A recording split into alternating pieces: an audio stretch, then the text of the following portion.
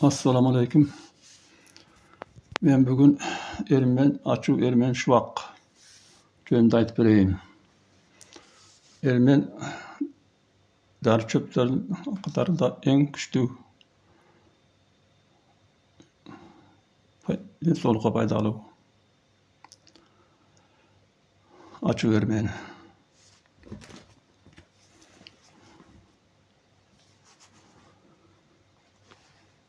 Miyek kan tamyrlary taryp kulak şuwunda baş keňgerip uruganda, baş süýekdin içindäki kan tamyrlary tartylyp göz garaňlyganda, ünitlen içeri dawleny,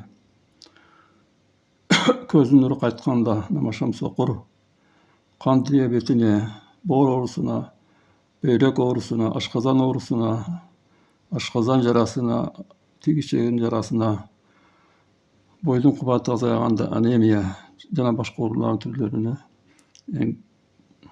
darlaýdy.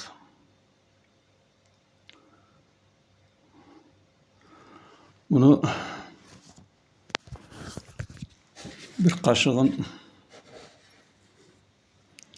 çay kaşığın bir piyala asarga koşup aralashtyryp koyup, bir kaşıktan, yarım kaşıktan isse bolat.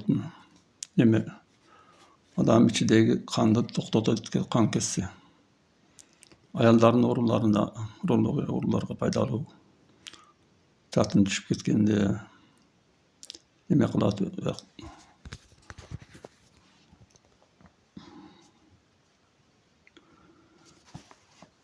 Ermendi suwga kaýnatyp içse, böýrekdegi taşyň zara kanalyndagy uzatlary sürüp çygarat. Oğuzu çakyza jaman jytyn getiret. Bor uruganda uyku, bezi kaganganda, uyku kaçkanda içse bolat. Onu güldep turganda gülüni koşup jagынан kesip üsüp bolat. Köleköde kurkatyp tarkalap bir çay kaşığın 2 stekan kaynak suwga yarım saat demlep, bir kaşıktan 3 mal içse bolat. Bunu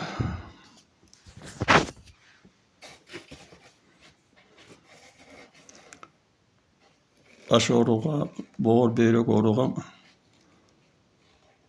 azyrak jarym çay kaşykdan 200 gram suwga demlep, jarym piyaladan içsem bolat bunu. 3 mal. Tamaktan burada neme açylyk içgisi gelbegenler tamaktan keyin içse de bolat.